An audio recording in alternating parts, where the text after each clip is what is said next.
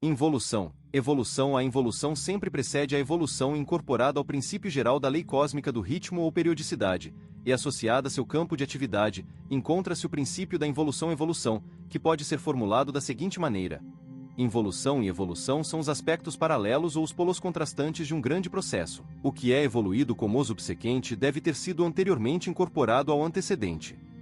Por evolução, queremos dizer desdobramento. Por conseguinte, referimos-nos a um processo gradual de desenvolvimento e formação. A definição mais técnica é a série de mudanças sob a lei natural que implica o progresso contínuo da estrutura homogênea para heterogênea, e do uno simples para o diverso e múltiplice, em qualidade ou função. Por involução, queremos dizer envoltório, envolvimento, ocultação e encobrimento, inserção etc.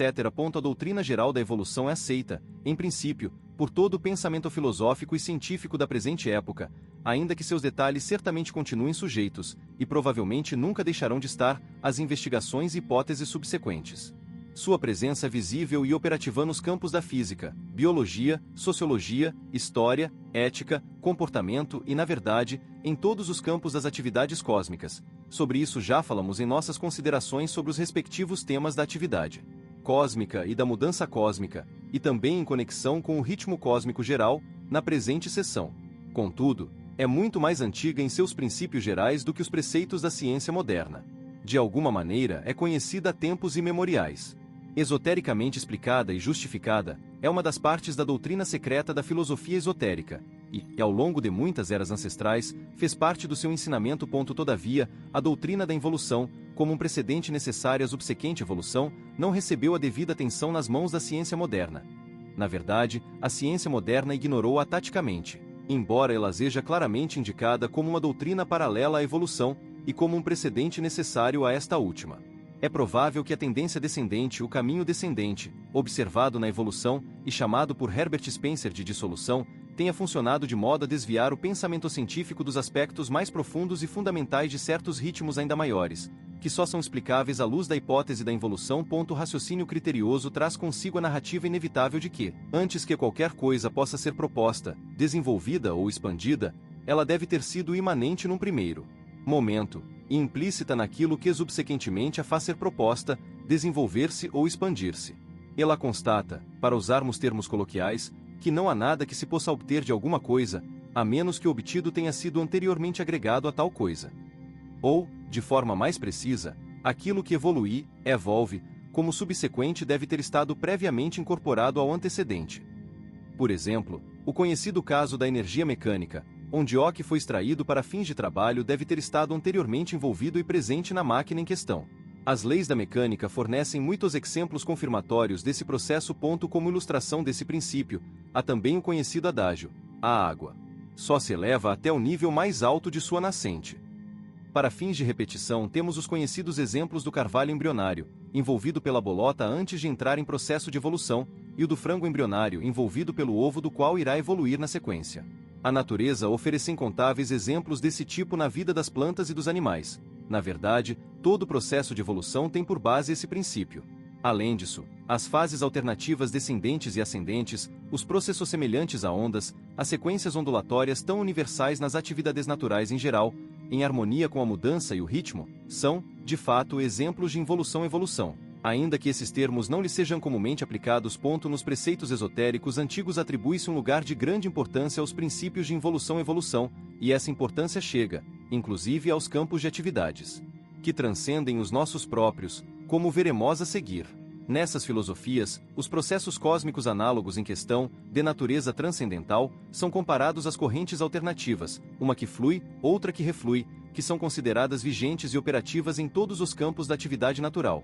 Mesmo no caso do assovio do vento, quando entra pelo buraco de uma fechadura, ou quando sai ao encontrar espaço livre. Uma vez que a atenção se volte para o princípio da involução-evolução, passaremos a vê-la em operação por toda parte. Além disso, nas filosofias esotéricas orientais, os grandes períodos da manifestação cósmica, aparecimento e existência negativa 101, desaparecimento, respectivamente, cada qual ocupando, de maneira quase inconcebível, enormes períodos de tempo, são considerados como resultado daquilo que se chama de grande sopro, o símbolo de um aspecto da realidade última.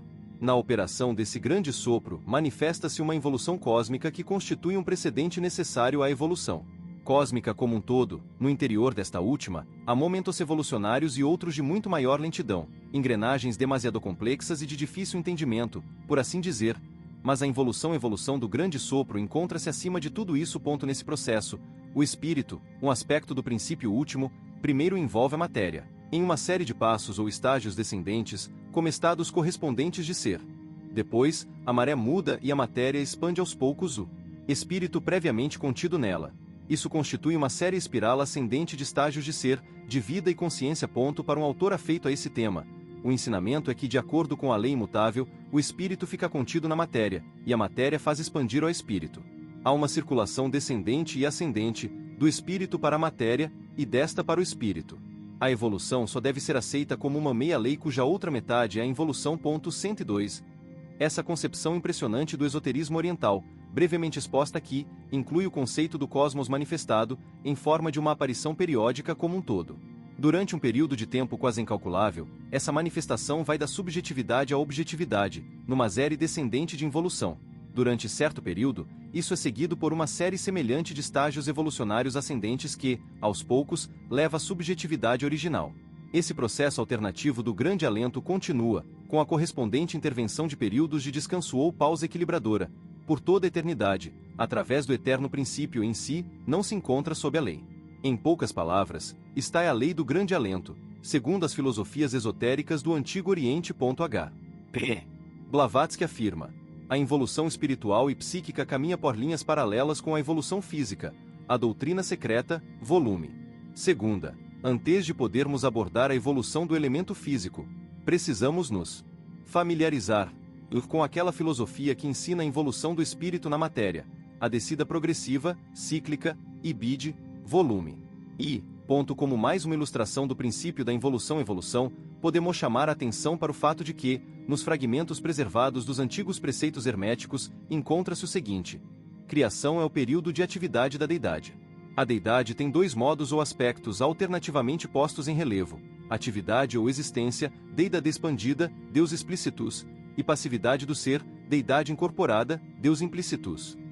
Apesar de alternantes, esses dois modos ou aspectos são perfeitos e completos, e análogos aos estados de vigília e sono do homem. 113. Aqui, de forma diversa, temos a antiga doutrina védica de The Dyson Nights of Brawn e The Inhalation and the Exhalation of the Great Breath.